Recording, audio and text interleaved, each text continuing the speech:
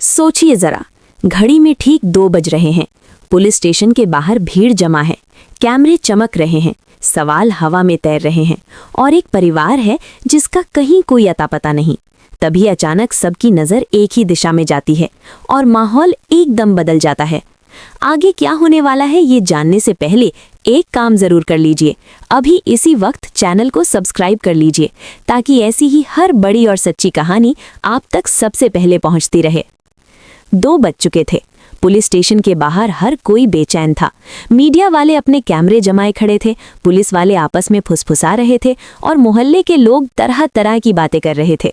सबको बस एक ही सवाल परेशान कर रहा था कि अनु शर्मा और उसका परिवार आखिर कहाँ है। सबको यही लगने लगा था कि शायद वो लोग डर गए हैं, शायद अब सामने नहीं आएंगे। लेकिन तभी अचानक माहौल में हलचल होती है। दूर से एक गाड़ी आती दिखती है और देखते ही देखते अनु शर्मा अपने परिवार के साथ वहां पहुंच जाती है। लोगों की निगाहें अनु पर टिक जाती हैं। कुछ लोग हैरान हैं, कुछ लोग गुस्से में हैं और कुछ लोग बस तमाशा देखने आए हैं। तभी मानसी, जो हर्ष की पत्नी है, आगे बढ़कर तीखे लहजे में बोलती है, बोलिए अनु जी, कैसे साबित करेंगी आप अपने पापा को बेगुनाह?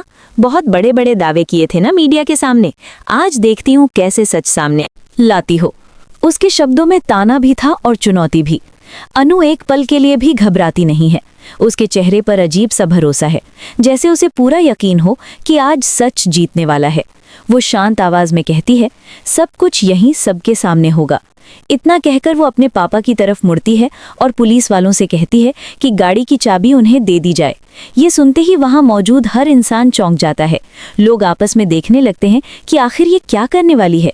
चाबी अनु के हाथ में आती है।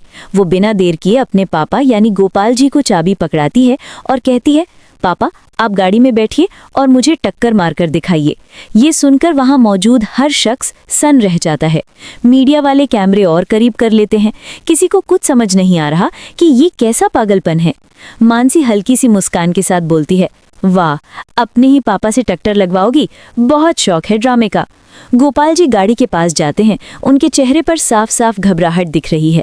वो गाड़ी में बैठते तो हैं, लेकिन जैसे ही चाबी घुमाने की कोशिश करते हैं, उनकी हालत देखकर किसी को भी समझ आ सकता है कि उन्हें गाड़ी चलाना नहीं आता।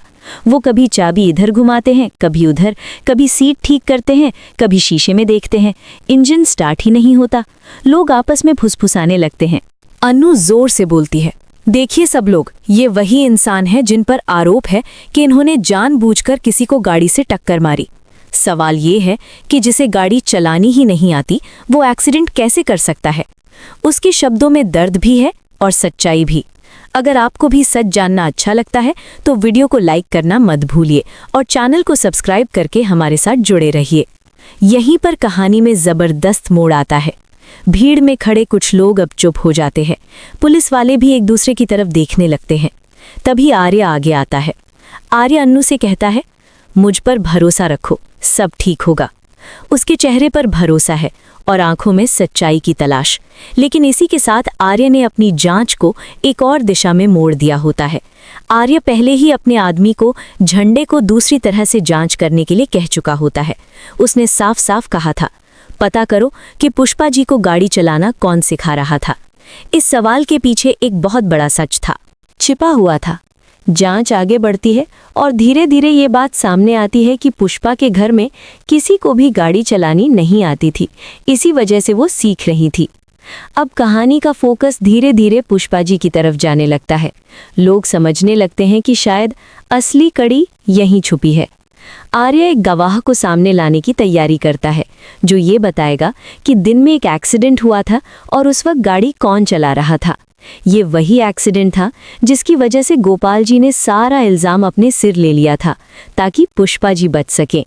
अगर आपको ऐसे ही सस्पेंस और सच से भरी कहानियां पसंद है तो अभी सब्सक्राइब करना ना भूलें, क्योंकि आगे जो होने वाला है वो और भी चौंकाने वाला है। जैसे जैसे बातें खुलती जाती हैं, ये साफ होने लगता है कि गोपाल जी और पुष्पा जी दोनों ही निर्दोष हैं। लेकिन कहानी यहीं ख़त्म नहीं होती। असली सवाल अब ये है कि अगर ये दोनों बेगुनाह हैं तो गाड़ी आखिर चला कौन रहा था। रात का वक्त होता है और मोहल्ले का सीसीटीवी फुटेज चेक किया जाता है। वही सीसीटीवी जिसे आर्य पहले भी देख चुका था, लेकिन इस बार वो एक नई नज़र से हर फ्रेम को देखता है। इसी बीच आर्या ने पुष्पा जी को भी सामने बुलाया। पुष्पा जी का चेहरा उतरा हुआ था। उन्होंने कभी नहीं सोचा था कि मामला इतना बिगड़ जाएगा। उन्होंने कांपती आवाज में बताया कि उस दिन उनसे गलती हो गई थी। वो गाड़ी सीख रही थी, डर गई थी और उसी डर में सब कुछ गलत हो गया। गोपाल जी ने उन्हें बचाने के लिए सारा दोष अपने ऊपर ले लिया था। ये सुनते ही वहां मौजूद कई लोगों की आंखें नम हो गईं। अगर आपको लगता है कि सच्चाई चाहे कितनी भी देर से सामने आए लेकिन आती जरूर है, तो इस वीडियो को लाइक करना मत भूलिए और चैनल को सब्सक्राइब करके हमारे साथ जुड़े रहिए। अब कहानी में एक और मोड़ आने वाला था। आर्या ने रघुपति को सामने लाने का फैसला किया। पुलिस की टीम उसे पकड़कर ले आई। रघुपति का चेहरा पीला पड़ चुका था। वो इधर उधर देखने लगा जैसे कोई रास्ता ढूंढ रहा हो भागने का, लेकिन अब भागने का कोई रास्ता नहीं बचा था। आर्या ने शांत लेकिन सख्त आवाज में पूछा, सच बता दो रघुपति, गाड़ी तुम चला रहे थे ना? रघुपति पहले तो चुप रहा, फिर बोला, हाँ मैंने ही चलाई थी, मैंने बदले के लिए किया था। उसने वही कहानी दोहराई जो मीरा ने उसे रटाई थी, लेकिन आर्या उसकी आंखों में झांककर सब समझ गया। ये पूरा सच नहीं था। आर्य ने अगला पत्ता चला। उसने मीरा का नाम लिया। बस इतना सुनते ही रघुपति घबरा गया। उसका चेहरा और उतर गया। भीड़ में हलचल मच गई। मीरा, जो अब तक खुद को बचाने की कोशिश कर रही थी, पीछे हटने लगी। उसे अंदेशा हो चुका था कि अब उसका नाम भी सामने आने वाला है। अगर आप जानना चाहते हैं कि आगे क्या होगा, तो चैनल को अभी सब्सक्राइब कर लीजिए, क्योंकि अब कहानी अपने सबसे बड़े सच की तरफ बढ़ रही है। आर्य ने सबूतों की एक एक परत खोलनी शुरू की। कॉल रिकॉर्ड्स, पैसों के लेन देन और मीरा की रघुपति से मुलाकात, सब कुछ सामने आने लगा। मीरा अब खुद को संभाल नहीं पा रही थी। उसने चीखते हुए कहा कि उसने कुछ नहीं किया, लेकिन उसके शब्द अब किसी को यकीन नहीं दिला पा रहे थे। पुलिस ने मीरा को भी हिरासत में ले लिया। अनु ये सब देख रही थी। उसकी आंखों में कोई नफरत नहीं थी, बस एक अजीब सी शांति थी, जैसे उसे पता था कि ये अंत होना ही था। गोपाल जी और पुष्पा जी अब पूरी तरह निर्दोष साबित हो चुके थे। पुलिस ने उनके खिलाफ सारे आरोप हटा लिए। भीड़ धीरे धीरे छटने लगी। मीडिया वाले अपनी अपनी खबरें बनाने में लग गए। कुछ लोग अनु के पास आकर माफ़ी मांग रहे थे। अनु सबको माफ़ कर रही थी, क्योंकि उसके लिए सबसे बड़ी जीत उसके माता पिता की बेगुनाही थी। अगर आपको लगता है कि हिम्मत और सच्चाई के आगे कोई भी झूठ ज्यादा दिन नहीं टिक सकता, तो इस चैनल को सब्सक्राइब करना मत भूलिए, ताकि ऐसी ही सच्ची और दिल को छू लेने वाली कहानियां आपको मिलती रहें। रात के आखिरी पहर में अनु अपने परिवार के साथ घर लौट रही थी। रास्ते में वो खिड़की से बाहर देख रही थी। उसके चेहरे पर थकान थी, लेकिन दिल में सुकून था। उसे पता था कि ये लड़ाई आसान नहीं थी, लेकिन उसने हार नहीं मानी। आर्या ने उसे फोन किया और कहा, तुमने बहुत हिम्मत दिखाई, हर कोई ऐसा नहीं कर पाता। अनु ने हल्की मुस्कान के साथ फोन रखा। उसके मन में बस एक ही ख्याल था कि अगर इंसान सच के साथ खड़ा रहे तो देर सवेर जीत उसी की होती है। कहानी यहीं खत्म नहीं होती, क्योंकि हर अंत एक नई शुरुआत भी होता है। अब आप बताइए, आपको क्या लगता है, क्या मीरा को उसकी किए की सजा मिलेगी? क्या रघुपति सच में सब कुछ कबूल कर पाएगा? नीचे कमेंट में अपनी राय जरूर लिखिए और चैनल को सब्सक्राइब करके हमारे साथ जुड़े रहिए, ताकि आगे की हर कहानी आप तक सबसे पहले पहुंचे। छिपा हुआ था। जांच आगे बढ़ती है और धीरे धीरे ये बात सामने आती है कि पुष्पा के घर में किसी को भी गाड़ी चलानी नहीं आती थी। इसी वजह से वो सीख रही थी। अब कहानी का फोकस धीरे धीरे पुष्पा जी की तरफ जाने लगता है। लोग समझने लगते हैं कि शायद असली कड़ी यहीं छुपी है। आर्य एक गवाह को सामने लाने की तैयारी करता है, जो ये बताएगा कि दिन में एक एक्सीडेंट हुआ था और उस वक्त गाड़ी कौन चला रहा था। ये वही एक्सीडेंट था जिसकी वजह से गोपाल जी ने सारा इल्ज़ाम अपने सिर ले लिया था, ताकि पुष्पा जी बच सकें। अगर आपको ऐसे ही सस्पेंस और सच से भरी कहानियां पसंद है, तो अभी सब्सक्राइब करना ना भूलें, क्योंकि आगे जो होने वाला है वो और भी चौंकाने वाला है। जैसे जैसे बातें खुलती जाती हैं, ये साफ होने लगता है कि गोपाल जी और पुष्पा जी दोनों ही निर्दोष हैं। लेकिन कहानी यहीं ख़त्म नहीं होती। असली सवाल अब ये है कि अगर ये दोनों बेगुनाह हैं, तो गाड़ी आखिर चला कौन रहा था? रात का वक्त होता है और मोहल्ले का सीसीटीवी फुटेज चेक किया जाता है।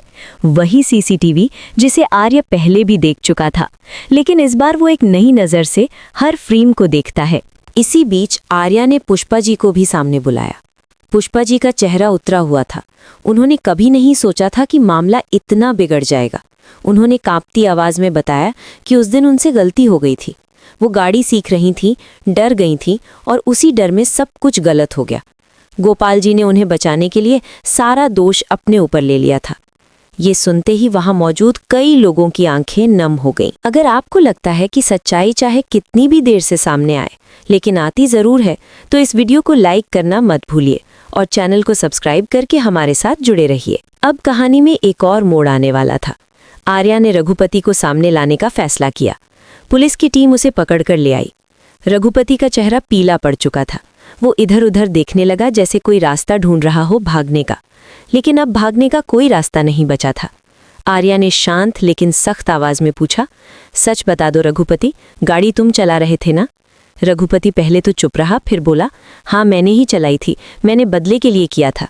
उसने वही कहानी दोहराई जो मीरा ने उसे रटाई थी, लेकिन आर्या उसकी आंखों में झांककर सब समझ गया।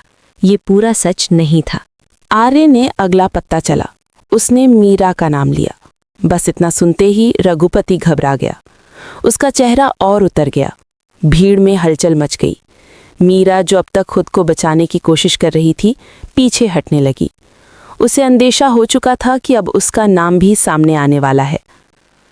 अगर आप जानना चाहते हैं कि आगे क्या होगा, तो चैनल को अभी सब्सक्राइब कर लीजिए, क्योंकि अब कहानी अपने सबसे बड़े सच की तरफ बढ़ रही है। आर्य ने सबूतों की एक एक परत खोलनी शुरू की। कॉल रिकॉर्ड्स, पैसों के लेन देन और मीरा की रघुपति से मुलाकात, सब कुछ सामने आने लगा। मीरा अब खुद को संभाल नहीं पा रही थी। उसने चीखते हुए कहा कि उसने कुछ नहीं किया, लेकिन उसके शब्द अब किसी को यकीन नहीं दिला पा रहे थे। पुलिस ने मीरा को भी हिरासत में ले लिया। अनु ये सब देख रही थी। उसकी आंखों में कोई नफरत नहीं थी, बस एक अजीब सी शांति थी, जैसे उसे पता था कि ये अंत होना ही था। गोपाल जी और पुष्पा जी अब पूरी तरह निर्दोष साबित हो चुके थे। पुलिस ने उनके खिलाफ सारे आरोप हटा लिए। भीड़ धीरे धीरे छटने लगी। मीडिया वाले अपनी अपनी खबरें बनाने में लग गए। कुछ लोग अनु के पास आकर माफ़ी मांग रहे थे। अनु सबको माफ़ कर रही थी, क्योंकि उसके लिए सबसे बड़ी जीत उसके माता पिता की बेगुनाही थी। अगर आपको लगता है कि हिम्मत और सच्चाई के आगे कोई भी झूठ ज्यादा दिन नहीं टिक सकता, तो इस चैनल को सब्सक्राइब करना मत भूलिए, ताकि ऐसी ही सच्ची और दिल को छू लेने वाली कहानियां आपको मिलती रहें। रात के आखिरी पहर में अनु अपने परिवार के साथ घर लौट रही थी। रास्ते में वो खिड़की से बाहर देख रही थी। उसके चेहरे पर थकान थी, लेकिन दिल में सुकून था। उसे पता था कि ये लड़ाई आसान नहीं थी, लेकिन उसने हार नहीं मानी। आर्या ने उसे फोन किया और कहा, तुमने बहुत हिम्मत दिखाई, हर कोई ऐसा नहीं कर पाता। अनु ने हल्की मुस्कान के साथ फोन रखा। उसके मन में बस एक ही ख्याल था कि अगर इंसान सच के साथ खड़ा रहे तो देर सवेर जीत उसी की होती है। कहानी यहीं खत्म नहीं होती, क्योंकि हर अंत एक नई शुरुआत भी होता है। अब आप बताइए, आपको क्या लगता है, क्या मीरा को उसकी किए की सजा मिलेगी? क्या रघुपति सच में सब कुछ कबूल कर पाएगा? नीचे कमेंट में अपनी राय जरूर लिखिए और चैनल को सब्सक्राइब करके हमारे साथ जुड़े रहिए, ताकि आगे की हर कहानी आप तक सबसे पहले पहुंचे।